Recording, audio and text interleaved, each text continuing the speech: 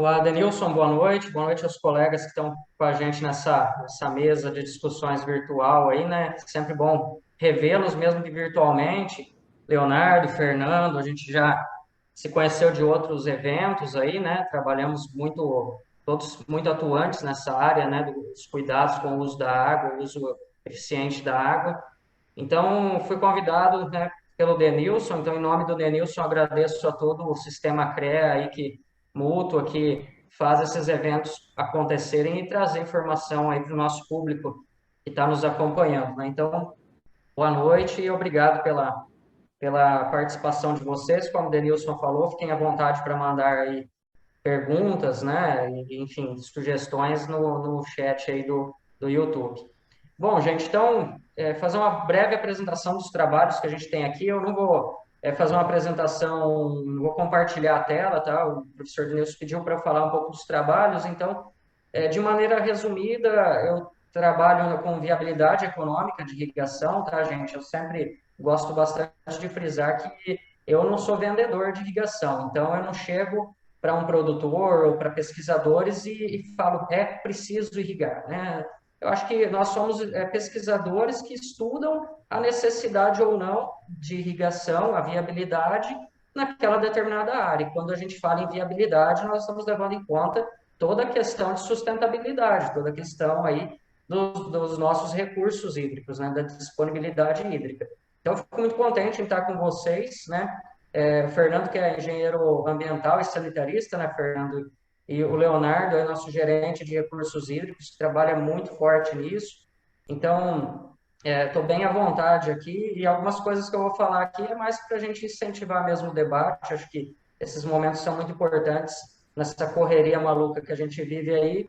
A gente não tem tempo de sentar para conversar, mas hoje, então, esse bate-papo acredito que vai aproximar ainda mais aí, né, essas áreas. Bom, como o professor Denilson falou, eu sou engenheiro agrícola, né? Fiz mestrado em agronomia na área de produção vegetal, já na época trabalhando com coberturas, tá? Então, uso de coberturas na redução da evaporação da água do solo, né? E depois fui fazer o doutorado em irrigação e drenagem. Tive uma experiência de um ano na Califórnia, trabalhando no Departamento de Recursos Hídricos lá, então foi uma experiência bem bacana, porque é uma região que chove muito pouco, né, semelhante ao nosso Nordeste brasileiro nas regiões mais secas, e mesmo assim é um estado mais rico dos Estados Unidos, não só por causa de Hollywood, não só por causa da indústria do cinema, do Vale do Silício, mas rico em agricultura, né? A Califórnia é um dos estados que fica em primeiro aí em várias culturas, né, dos Estados Unidos, é o maior produtor, mesmo tendo aí cerca de 400 milímetros por ano de precipitação apenas. Então, nós estamos aqui num estado que chove relativamente bem, embora esse ano, devido principalmente a efeitos aí já conhecidos de laninha, tivemos seca no sul do estado, muitos produtores, né, sofreram com isso, então vem à tona de novo o assunto irrigação. E é nessas horas que a gente tem que tomar cuidado, porque é nessas horas que a procura aumenta muito e é nessas horas que a gente tem que fazer os estudos e devidamente aí para que não haja um consumo excessivo da água nessas bacias e gere um problema, né? Então, nós sabemos aí que nós temos que respeitar os limites das nossas bacias, né?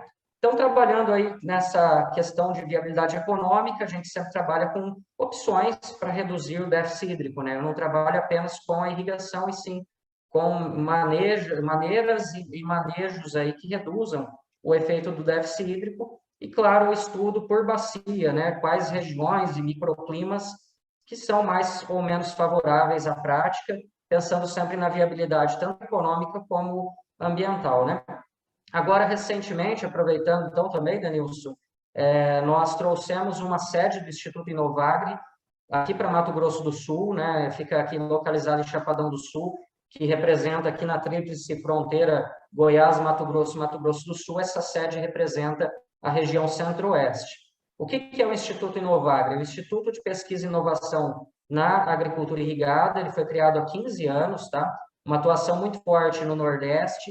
Esse instituto ele veio ganhando bastante força em nível internacional. Eu mesmo, quando fui para os Estados Unidos, fui com uma bolsa de pesquisa cedida pelo instituto, né? Então, quando eu era estudante, passei a ser voluntário desse instituto e hoje estou tendo o prazer e a honra de representar, então, a diretoria do Inovagre Centro-Oeste, né? Então, nossas ações têm sido bastante fortes nisso, por isso que também o Leonardo, eu vivo incomodando ele, né, Leonardo? Ligando, mandando mensagem e procurando trocar informações, né? Isso a gente já vem fazendo há bastante tempo. E então seria isso, né? Um resumo das atuações que a gente tem feito aí, e principalmente trabalhando com as culturas do nosso estado, as culturas mais características do Centro-Oeste, então produção de soja, de milho, de algodão, cana-de-açúcar, né? Então, e também um pouco na área florestal, tá? Bom, gente, então eu gostaria, gente, de parabenizar também, incentivar o debate depois, né, que a gente vai abrir para perguntas aí, parabenizar nos últimos anos o que o Ministério da Agricultura, Pecuária e Abastecimento, né, o nosso MAPA, vem fazendo, o Ministério de Desenvolvimento Regional, MDR, a Agência Nacional de Águas e Saneamento Básico, a ANA, por todo esse trabalho que vem desenvolvendo nos últimos anos da atualização dessas ferramentas. O Leonardo acabou de mostrar aqui que hoje é possível, no mapa interativo, você identificar quanto que está sendo outorgado de água por bacia, né? Então, isso é importante porque na pesquisa, nós que somos professores e pesquisadores, por muitos e muitos anos, nós tínhamos muita dificuldade de ter acesso à informação. E essa dificuldade de ter acesso à informação, que é uma informação pública, né? Isso nos atrasava muito no avanço desses estudos, dessas pesquisas. Porque a informação existia, mas muitas vezes ela não estava ali disponível ou ainda muito difícil para a gente ter acesso a ela. E é essa informação que nos auxilia aí a fazer bons estudos e identificar, então, essas áreas que, de fato, necessitam de irrigação e têm condições de utilizar a prática, né? Então, o próprio Imaçu ali, eu vi na apresentação do Leonardo, que ele mostrou o mapa, o PIN, né, Leonardo, que é uma das ferramentas aí de geoprocessamento também, então, que é atualizada constantemente, né? Onde você clicando num ponto georreferenciado tem quanto que é a vazão outorgada naquele ponto e para que finalidade, se é para irrigação, se é para confinamento de bois ou aviários, enfim. Eu acho que isso tudo é muito importante porque nós precisamos trabalhar com números reais, né? Eu falo assim, no passado existiu alguns números mágicos aí que algumas pessoas usavam, que quando isso chega de uma maneira ruim a pessoas que são leigas, a pessoas que não conhecem o assunto, né, não estudam o assunto, isso gera todo um conflito entre áreas, né? Então eu estava falando do Inovagre agora, eu falo que o Inovagre ele é uma das ONGs, a gente tem tanta ONG, né? Mas o Inovagre talvez seja uma das poucas ONGs que liga o meio ambiente ao agronegócio e aos produtores de alimentos. Porque o nosso insumo é água, a gente está preocupado exatamente com a conservação da água, e para conservar água precisa conservar solo, não é verdade, Denilson?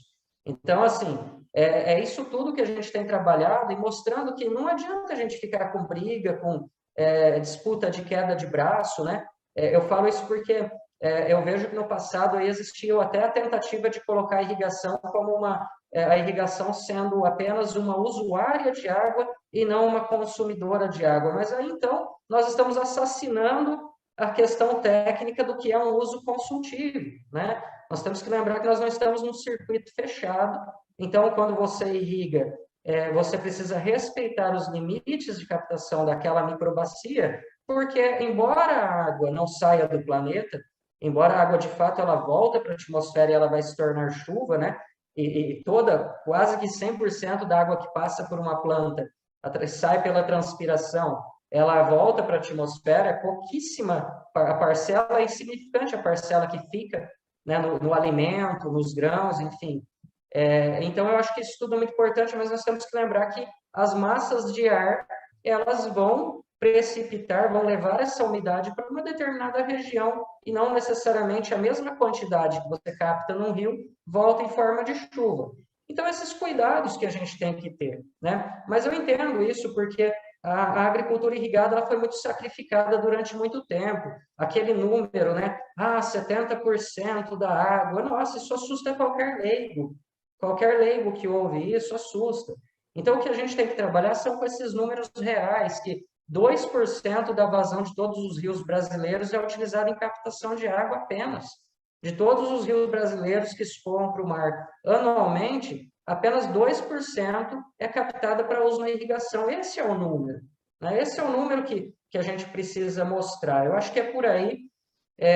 Então, a gente precisa todos, né, caminharmos de mãos dadas, sentarmos para conversar mais sobre essas questões, porque meio ambiente e agronegócio andam juntos, um depende do outro, a gente sabe disso, né? Então, dentro desse assunto que eu acho muito importante, lembrar, né, que existem alguns estudos como o Atlas da Irrigação, então comecei parabenizando a Ana, o MDR, porque a gente vê aí que hoje você tem acesso a essa informação online, né? Eu não vou dizer em tempo real porque ela precisa ser atualizada de tempos em tempos, mas essas ferramentas elas estão disponíveis a um clique, né? Então, você clica ali num estado ou numa microbacia e você tem a informação de quanto de água está sendo utilizada, para que finalidade, que tipo de sistema utiliza, isso é muito importante, né? Então, nós temos aí um estudo do MDR que mostra a capacidade de aumento da área irrigada brasileira, né?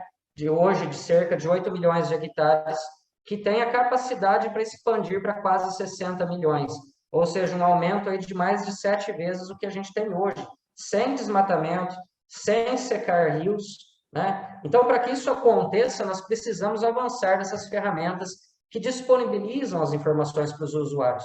Porque senão eu, professor Ricardo, como pesquisador, eu fico gastando tempo e recurso, porque nós somos servidores públicos, então nosso salário, né, é custeado, vamos dizer, né, pela população geral. Então, quando a gente fica refazendo informação que já existe, todos perdem.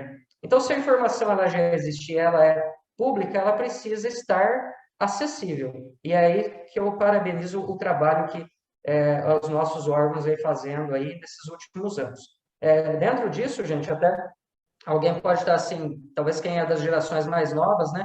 Talvez não estejam entendendo muito que eu estou batendo nessa tecla, mas acreditem em vocês ou não, em 2018 foi a última vez que eu fiz uma atualização de dados históricos do INMET. Estava lembrando hoje aqui para falar nesse evento, de fato eu tenho aqui na minha gaveta ainda, que acho que eu vou mandar moldurar e colocar num quadro para não esquecer disso, Denilson.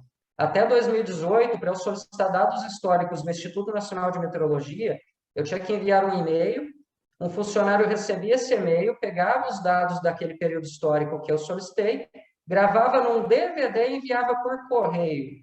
Um DVD escrito à mão, nas costas do DVD, qual que era o período e do que se tratava. 2018, gente. Olha quanto tempo a gente demorou para avançar, né? Então, assim, já que a gente está fazendo um evento online, que estamos saindo desse tempo de pandemia e dizendo, né, o quanto a gente sabe que a pandemia também contribuiu nisso, eu acho que é importante também a gente lembrar que os nossos líderes dos nossos órgãos, eles precisam ter essa mentalidade aberta para a tecnologia, né? Porque até 2018, para a gente avançar com pesquisa e ciência no nosso país, a gente tinha que receber um DVD que vinha por correio. E já tínhamos tecnologia suficiente para fazer isso online, né? Então, graças a Deus, avançamos muito de lá para cá, e é assim que estudos, pesquisas e desenvolvimento do nosso país como um todo acontece, né? Então, é dessa maneira que a gente tem que avançar, tá? Então, para encerrar aqui, né, que eu já estou estourando o meu tempo, Denilson, só trazer mais alguns números, né? Então, lembrar que com cerca aí de 12 a 14% da área agrícola mundial irrigada, ela representa quase metade de toda a produção de alimentos no mundo. Então, a importância da irrigação dentro do cenário de produção de alimentos, lembrando da questão do clima, das variações, não vou falar nem em mudança climática, que eu acho que tem muita coisa que tem que ser ponderada, e é muito polêmico, mas eu digo as variações normais, né? O próprio Laninha e El Niño afeta demais a produção, que é um fenômeno natural e cíclico, né? Afeta demais a produção brasileira. A gente vê os nossos produtores de alimentos do sul do país, o próprio sul de Mato Grosso do Sul, sofrendo muito, principalmente nessa última safra, né? Então, a irrigação ela vem também para dar essa segurança alimentar, essa estabilidade de produção, que afeta toda uma cadeia de preços. Nós vemos hoje a conta do mercado, como é que ela está ficando, né? Então, a dificuldade que a população está tendo de pagar sua conta, né, no mercado, comprar alimentos. Então, eu acho que é só a gente fazer as contas, né? Esse aumento da produção de alimentos ele é exponencial quando se aumenta as áreas irrigadas dentro da agricultura tradicionalmente de sequeiro, né? E isso traz maior oferta de alimento, o que combate a fome, controla os preços, né? Traz empregos, renda, toda uma questão social envolvida nesse contexto, né? Então, dentro disso, né, que eu destaco essa importância aí, como eu falei, desses estudos, dessas pesquisas que a gente desenvolve, é a minha área, né, de trabalho. Então, acho que é muito importante a gente lembrar dessa importância, né, de termos dados confiáveis para poder avançar em regiões com mais segurança, né, e também respeitando esses limites, né. Então, até adiantando, né, sobre isso que eu falei para vocês, o mapa está desenvolvendo um estudo agora que visa identificar para onde que a gotinha de água foi, onde que ela vai precipitar. Olha que bacana. Na hidrologia, nós já sabemos que o tempo de permanência aproximado de uma gota de água, desde que ela sai lá da folha da planta, do estômago, né, por transpiração, vai para a atmosfera, condensa, aglutina, forma nuvem e precipita, todo esse processo, até ela voltar em forma de chuva, dura cerca de 10 dias. Isso depende de uma série de coisas, falando aqui por alto. Então, é possível, sim, com os modelos, né, meteorológicos, com estudo de deslocamento de massas de ar, identificar para onde vai essa concentração maior de umidade. Né? A própria floresta amazônica, se a gente for considerar, ela faz um uso consultivo da bacia amazônica, porque muito volume muito grande de água que sai da transpiração da floresta é o que vem trazer chuva para nós aqui no sudeste, no centro-oeste, né? Então, também outro efeito muito conhecido, né? Então, vejam como que a gente só precisa tomar cuidado com esses usos, né? A irrigação ela faz um uso consultivo, sim, mas um uso importantíssimo para a segurança alimentar, que influencia preços, que influencia empregos, qualidade de vida, né? Então, toda essa questão social. Então, é isso que eu gostaria de destacar, né? Acho que é muito importante esses estudos integrados entre meio ambiente. Então, fico muito contente de ter sido convidado para estar aqui com vocês hoje. Fico aberto aí ao debate, né? Acho que a gente só tem a aprender cada vez mais uns com os outros aqui. Então, seria isso por enquanto, Denilson. Fico aberto aí a perguntas e ao nosso debate. Parte do segundo bloco, né? Antes, eu gostaria de fazer alguns agradecimentos, né? E a gente vê a importância do assunto, a importância dos convidados que a gente traz para o Conect, quando a gente vê, né, quem está nos prestigiando, né? Então, nesse momento, faço aqui um agradecimento aí, o professor da Universidade Federal de Uberlândia, o pessoal da UCDB que está aqui nos prestigiando, o pessoal da UFMS, o pessoal da UEMS que está aí. Também faço um agradecimento à presença do nosso conselheiro suplente federal aí, o nosso professor Vinícius. Muito obrigado aí pela presença. A nossa presidente do CREA também, que acabou de entrar, né, presidente Vânia, muito obrigado pela audiência aí da nossa live. Se torna importante, né, o trabalho que a gente realiza. Então, passando agora para o nosso segundo bloco, né? Então, que são as perguntas, pode continuar o pessoal comentando as perguntas, tá? Só pediria que vocês colocassem a quem está destinada a pergunta, tá? A nossa primeira pergunta aqui, eu creio que esteja destinada ao Leonardo, tá? Se não for para ele, manda aqui que depois a gente direciona para quem é a pergunta. Então, o Mauro Andrade, ele pergunta aqui, né? Boa noite, gostaria de saber se há alguma prioridade ao agricultor que se dispõe e se dispõe a utilizar sistemas de irrigação mais eficientes, tais como a irrigação por gotejamento. De novo, boa noite. Obrigado pela pergunta. Assim, prioridade, não. A gente tem duas prioridades na gestão de recursos hídricos, isso por lei, que é a desiccação humana, né, e animal. Então, são essas duas prioridades que a gente tem por lei, mas, assim, a gente sempre busca, nos projetos que são analisados no Masul, ter o uso racional. Mas, assim, a gente entende que para cada tipo de uso, você tem é o mecanismo. Então, realmente, a gente vê o gotejamento como um uso bem racional, mas, assim, tem culturas que você tem que usar outros métodos. Então, não tem como a gente dar prioridade. Na verdade, a prioridade a gente dá, a prioridade da água, a gente dá aqui de análise da água é para quem pediu primeiro. Mas não só isso, né? Aqui a gente tem todo um critério para que todos tenham água. Então, se você falar, tem uma prioridade de análise? Tem. Mas prioridade de uso, não tem, nem de mecanismo, nem de métodos de uso dessa água. O que a gente tem aqui é tentar dar água para fazer uma gestão para tentar dar água para todo mundo, de forma que todos tenham aquele acesso à água. E aí, na crise, quando tiver crise, né, tiver que racionar o uso, a gente usa para abastecimento humano e para destinação animal. Ok, obrigado, Leonardo. Eu creio que ou vai ser você ou vai ser o professor Ricardo para responder a próxima aqui. É o José Aurélio. Ele pergunta aqui: é possível esclarecer sobre a relação entre água destinada à produção das commodities e a porcentagem retirada de água para esta finalidade dos rios? Quem É de vocês aí possível, está Denilson, mais à até, eu vontade? acho que ela até contribui também com a pergunta anterior um pouquinho, no que o Leonardo já esclareceu aí, né? Que fala sobre eficiência de sistemas, né? Então, a gente fala muito sobre esse consumo de água e eu fiz os cálculos aqui, eu vi a pergunta aqui no chat e fiz os cálculos, né?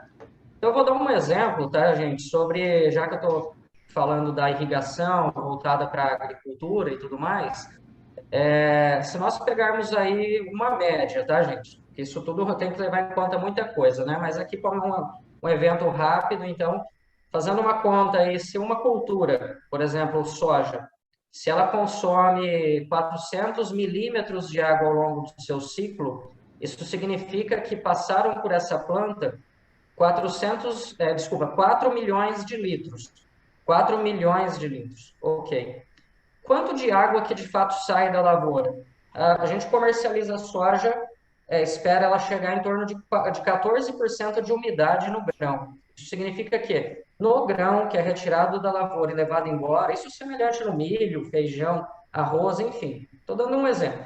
Né? Essa soja que vai virar ração para alimentar peixes, gado, enfim, que vai virar carne, né? Frango, ovos, 14%. 14% de, por exemplo, uma produção irrigada, uma produção consideravelmente boa, 100 sacas de grãos por hectare, né? 100 sacas, 60 quilos o valor da saca, o peso da saca. Então, 14% de 6 mil quilos de produção em um hectare dá 480 litros. 480 litros vão embora no seu caminhão, que é a umidade, ou seja, a água que está presente no grão. Se você converter essa água que ficou no grão, para a quantidade de água que passou por essa planta e voltou para a atmosfera e vai virar chuva de novo, isso dá aí cerca de 99,999% da água retornou para o ambiente, né? Então, assim, aí, claro, volto a dizer, o que a gente tem que tomar cuidado é respeitar os limites de captação, porque essa água não necessariamente voltará em mesma quantidade em forma de chuva naquele mesmo ponto. E geralmente a gente irriga onde? Regiões que, devido à questão climática, microclima local, chove menos, né? Então é natural que a gente irrigue mais regiões que chove menos. E essa água, uma vez que ela vá para a atmosfera, ela vai pegar ali uma questão de correntes de ar que vai acabar levando essa umidade para outras regiões. Então, é isso que eu acho que a gente tem que tomar cuidado. Às vezes, ao invés de a gente se preocupar tanto com a questão do uso da água em si, é lembrar que essa água ela retorna para o ambiente, depois, até a água que vai no alimento, ela vai retornar para o ambiente depois de ser consumida, né? Então, a grande questão é respeitar mesmo a parte ambiental e uso racional, né? Para nós não termos problemas nos nossos rios. Obrigado, professor Ricardo. Tem uma outra pergunta aqui, só que antes, vou aproveitar, falei que eu também tenho uma listinha aqui, né? Então, eu me incluo aqui agora como público também dessa live aqui, né?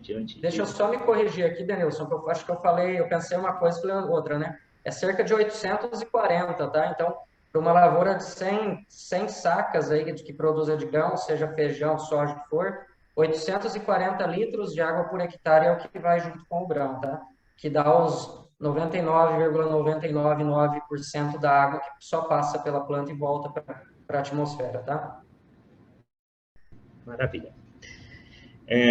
Professor Fernando, eu queria que você voltasse de novo nesse tema aí dos micropoluentes e falasse para nós, né, porque isso é um tema muito novo, se já existe algum prejuízo ao meio ambiente, né, da presença desses micropoluentes no esgotamento das cidades aí, né, já que a gente tem um uso muito frequente, né, desses micropoluentes. Então, eu queria só, né, que se você falasse um pouquinho mais para nós, se já existe algum problema ambiental ou até mesmo a sociedade de modo geral, né, a presença desses micropoluentes. Bom, vamos lá. Bom, os micropoluentes são centenas de milhares aí, né? Até alguns a gente nem sabe quais são, enfim, é um pouco complexo a gente dar pequenos exemplos assim. Mas, por exemplo, uma coisa que tem sido muito discutido são as bactérias resistentes aí que a gente tem produzido, né? E, consequentemente, a mutação de alguns vírus, como o próprio caso aí do coronavírus, né? Que vem se mutando muitas vezes por isso. O ambiente já tem ali algumas condições que provocam essas mutações, isso tem tudo a ver com esses pequenos poluentes em pequenas concentrações. A questão é que ele não se degrada, ele não se decompõe no ambiente, né? Então, às vezes, isso não é igual a um patógeno, que vai te dar um efeito agudo, uma diarreia, por exemplo, se tiver contato com esgoto, né? Ou com alguma contaminação fecal. Mas aí o risco são os riscos a longo prazo, né? Riscos carcinogênicos, por exemplo, você pode ter o caso de um desenvolvimento de uma doença como câncer, né? E aí isso são porque pequenas doses que vai recebendo ao longo da sua vida, né? Tem alguns casos aí, né, no mundo, de algumas situações mais específicas, com alguns tipos de micropoluentes, mas para não me alongar muito, é importante, acho que esse entendimento, né? Que não é um efeito agudo, mas é um efeito a longo prazo, tá? E que, assim, muitos nós estamos estudando, como, por exemplo, fragrâncias de perfume. A gente ainda não tem muita uma compreensão sobre isso, né? Mas outros tipos de micropoluentes, até mesmo, às vezes, os metais, fazem parte aí de alguns riscos mais diretos. Aí. Maravilha, obrigado.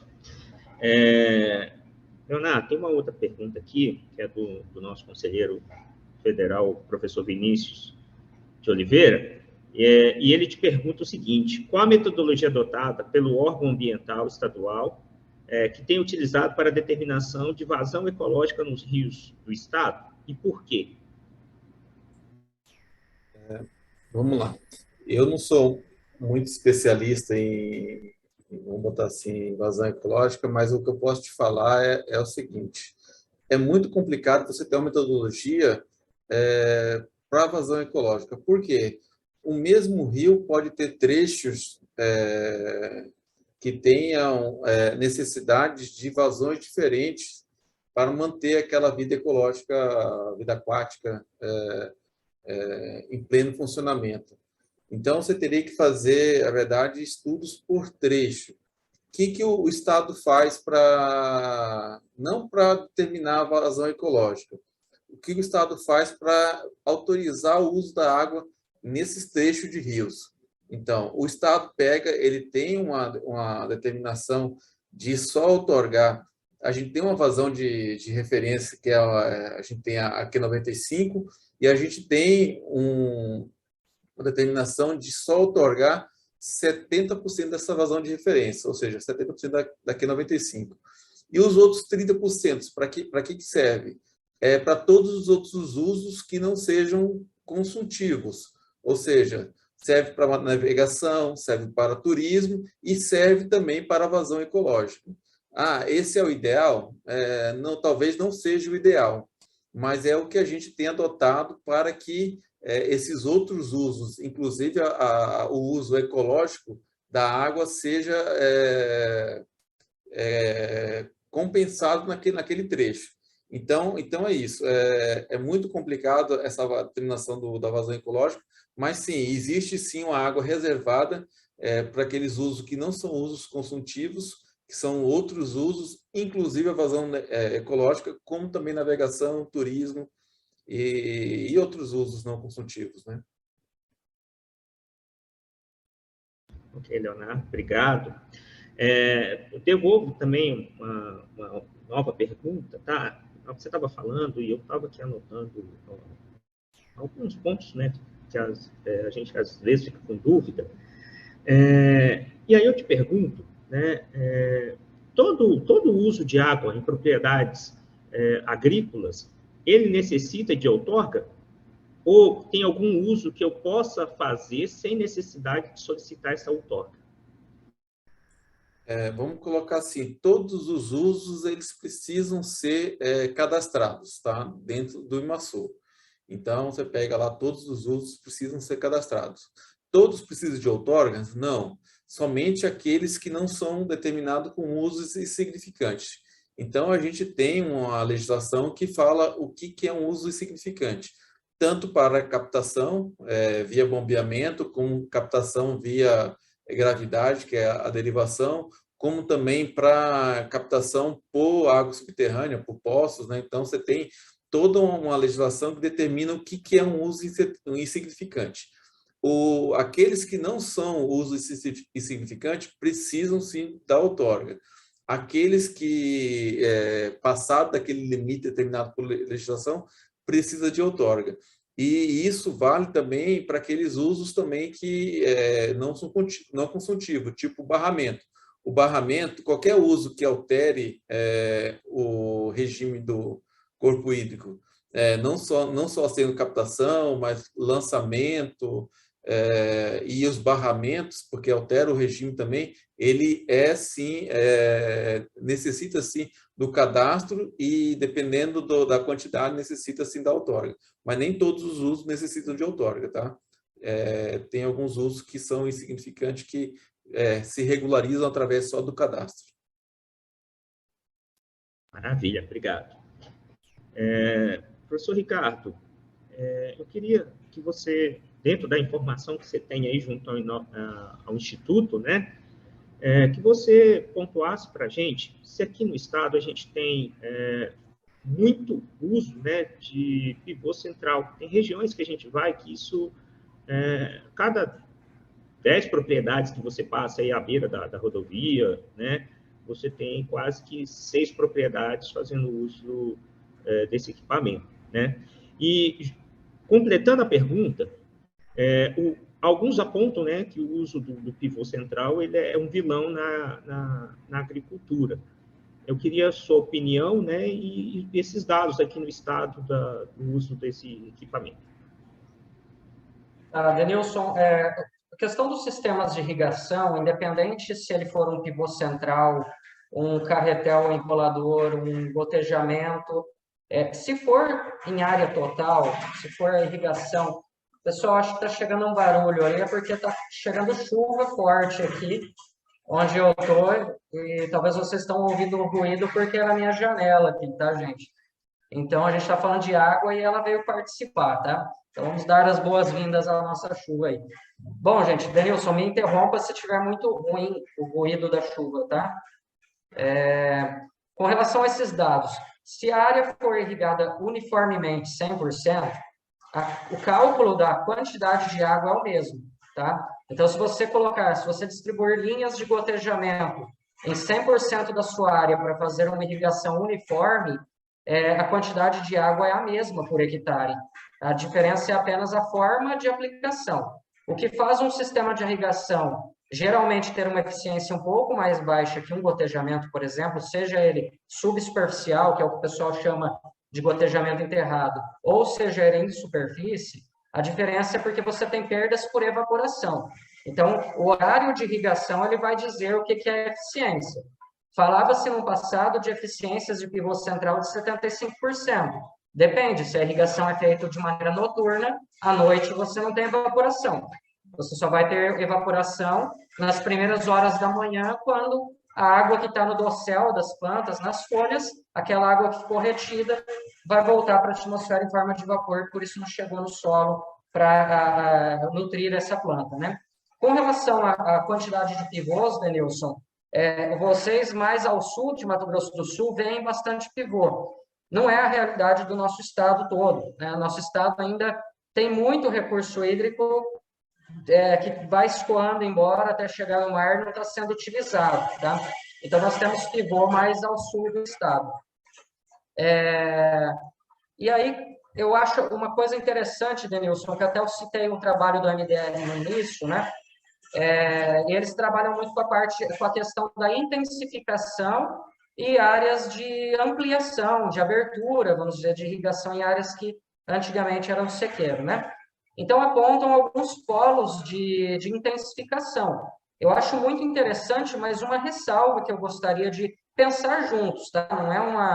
Não é uma crítica, não é nada, é só para a gente trabalhar junto essa ideia. Quando você intensifica uma região de irrigação, faz um polo, uma grande região, incentiva o desenvolvimento ainda maior da irrigação ali, você também aumenta os conflitos. De fato, você talvez diminua um pouco a vazão média daquele rio, pelas questões que nós já conversamos aqui, né? O que para leigos vai assustar um pouco, porque vão falar, olha, começaram a aumentar muito a irrigação aqui e a vazão do rio está diminuindo do que era alguns anos atrás. Isso tudo é muito prejudicial à tecnologia em si. Então, eu entendo que a intensificação ela é interessante do ponto de vista de planejamento, da parte governamental. Você já tem estrutura ali, você já tem rodovias, você já tem energia elétrica chegando com redes dimensionadas. Mas só peço para a gente olhar com cuidado, com carinho para esse ponto. Às vezes, a intensificação também traz problemas, que podem comprometer toda uma cadeia aí, que é a agricultura irrigada. Maravilha, obrigado, professor. Também cumprimento aqui, pessoal, a presença, né, do nosso ex-presidente do CREMS, o engenheiro agrônomo Disso Freitag. Obrigado aí pela presença, presidente. Deve estar hoje um pouco com a cabeça inchada, né, depois da eliminação de ontem, né? Mas obrigado aí pela presença. Também destaco aqui a presença, né, da engenheira Priscila Quevedo, presidente do CBH Santana e Aporé. A Priscila faz uma pergunta aqui para o Leonardo. Leonardo, se puder comentar sobre as novidades com a publicação do novo manual de outorga do MS. Boa noite, Priscila. Que bom você estar aqui. É uma grande parceira nossa aí no Nordeste do Estado, Chapadão. Assim, o manual de outorga foi publicado novamente, foi publicado, atualizado agora no Dia da Água, no dia 22 de março, e o que ele traz de novidade? Ele traz, primeiramente, uma linguagem mais simples. Então, se você pegar o nosso primeiro manual, que foi o manual que inaugurou a outorga no estado do Mato Grosso do Sul, você tinha todo um processo de detalhamento ponto a ponto, porque é uma novidade aqui no estado do Mato Grosso do Sul. Hoje a gente já tem quase 6 anos tem 6 anos de outorga, já para 7, então a gente já conseguiu simplificar primeiramente a linguagem. Então, se você pegar o manual que tinha mais de 100 páginas, hoje ele está com 56. Então, você vê que a simplificação da linguagem já foi um ponto positivo. Outros pontos também, alguns documentos. A gente conseguiu unificar alguns documentos, alguns formulários, e aí, unificando esses formulários, a gente também conseguiu simplificar e deixar mais simples também tanto a solicitação como também a análise. Basicamente foi isso. A linguagem do manual que simplificou, alguns documentos que foram unificados, alguns documentos foram eliminados, que a gente sentiu que não há mais necessidade da gente ter alguns documentos. O que houve, então, foi a simplificação do processo. Tentar trazer esse processo, o processo de tanto de solicitação como também de análise de outorga mais rápido.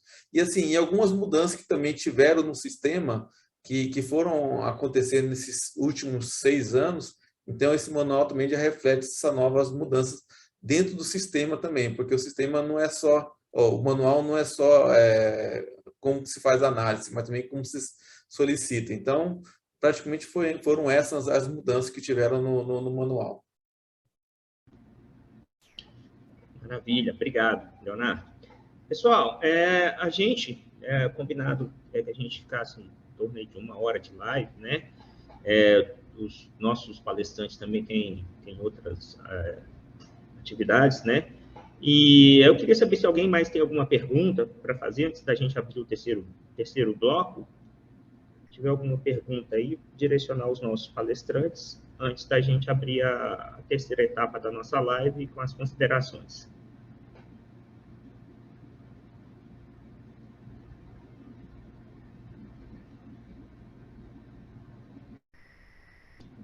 Bem, então, vamos, né, dar início à nossa terceira etapa da live, né, que é as considerações. Então, a gente abre com você, Leonardo, fazendo as considerações para a gente ir para os finalmente.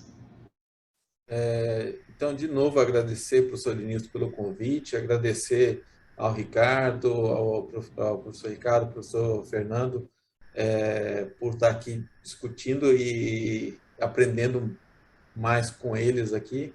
Agradecer ao CREA, em nome do Bruno e da presidente Vânia, que está também nos assistindo, ao CDB, e assim, e colocar o IMASU à disposição. Então, o IMASU, a gente brinca aqui que o IMASU nós temos muitos dados. Nós temos mais dados do que pessoas para analisar esses dados. Então, a gente está aqui à disposição para tanto fornecer esses dados para a academia, mas também assim para levar também a todos os públicos. Então, do mesmo jeito que a gente está buscando a modernização dentro do IMASU para trazer esses dados em portais automáticos, georreferenciados e automatizados, como são os nossos sistemas, mas assim, a gente tem alguns dados ainda que a gente não conseguiu ainda colocar totalmente automatizados e disponibilizados à sociedade. Como posso colocar ali os monitoramentos nossos das outorgas, a gente não tem isso ainda disponível para a sociedade. Então, mas assim, a gente tem sempre a possibilidade de estar indo às universidades, a esses espaços aqui, webinars, lives, para mostrar esses dados. Então, coloco a gerência de recursos hídricos e o IMASU à disposição e para compartilhar sempre o que necessário, e agradeço de novo o convite. Obrigado, Leonardo. Passamos, então, ao professor Ricardo Gava. Bom, pessoal, então, eu até tentei mudar de lugar aqui, Denilson, ir para mais longe dessa janela aqui, mas parece que está caindo granizo na minha janela, tá, gente? Então, eu agradeço a oportunidade ao CREA, que está organizando, né, com o apoio da Mútua, ao convite que veio através do professor Denilson. Leonardo e Fernando, foi um prazer estar aqui com vocês. E eu posso quebrar um pouquinho o protocolo aí, Denilson? Sim, claro. Veio uma ideia aqui, né? Eu falei, que tal a gente lançar uma ideia, já que a comemoração, esse evento é em comemoração à Semana da Água, que foi na semana passada, a gente acabou tendo que remarcar para essa semana o nosso evento, né? Mas pensando aí num desafio para os nossos prefeitos, né, para tornarem as cidades mais sustentáveis, né? Então, pensando nesse sentido, eu vou plantar uma sementinha do bem aqui para a gente pensar juntos, né? Qual que é o principal problema das grandes cidades, né? Quando elas vão crescendo, o que acontece? É o controle de água de chuva, né? Todo mundo entende muito bem qual que é a ideia da cisterna, mas a cisterna, concordam comigo que ela é limitada. Você não consegue armazenar um grande volume de água da época chuvosa para usar na sua época seca, né? Então, pegando aquele conceito que a gente tinha, né? Hoje em dia, graças a Deus, está aumentando muito o tratamento de esgoto, né? As cidades estão buscando aí se aproximar de 100% do tratamento de esgoto, mas quem não se lembra da tal da fossa séptica, né? Aquela fossa séptica que antes era usada para esgoto. Claro que aí nós temos problema em grandes cidades de contaminação de lençol, por isso a importância do tratamento do esgoto, né? O Fernando pode até me corrigir aí, né, Fernando, ou falar mais detalhes. Mas, assim, o mesmo conceito da fossa séptica, se fosse usado para água de chuva, né? Se todo mundo, toda residência, no plano diretor da cidade, se todas as residências tivessem um sumidouro de água na residência, vejam bem, não estou falando de esgoto, estou falando da água que cai do telhado, passar por um reservatório subterrâneo que não é impermeabilizado, que permite essa água, depois do evento de chuva, continuar infiltrando lentamente, para que até a próxima chuva esse reservatório já tenha espaço útil novamente para armazenar água, né? E, claro, o excesso vai para a rua, naturalmente. A água que está caindo aqui na minha janela e até dificultando a minha participação, ela cai na nossa calha do telhado, cai no ralo, vai para a rua, da rua vai para uma chamada boca de lobo, se torna um grande volume que geralmente vai para as nascentes, para os rios e causa problemas no momento de cheia, né? Causam problemas ambientais, erosão, assoreamento. Então, o mesmo conceito que nós na agricultura temos de usar os terraços,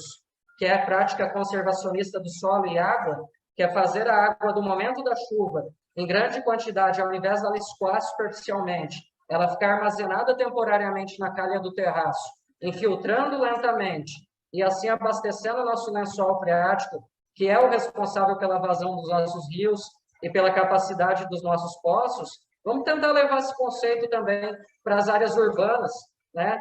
Que seria talvez pensarmos estratégias aí de mesmo em residências pequenas, mas que tem ali um espaço que não é impermeável, que é um espaço de solo, reservar parte dessa água ali no momento da chuva para que ela infiltre, né? Então, eu deixo aí essa sementinha para a gente pensar em possibilidades das cidades fazerem cada residência ter o seu sumidouro para pelo menos aumentar um pouco mais a infiltração dentro da área urbana. Ok, professor Ricardo, a sementinha aí já está lançada, né? Vamos ver o quanto ela vai se espalhar e fertilizar aí, né? Professor Fernando, então a palavra é sua para as considerações.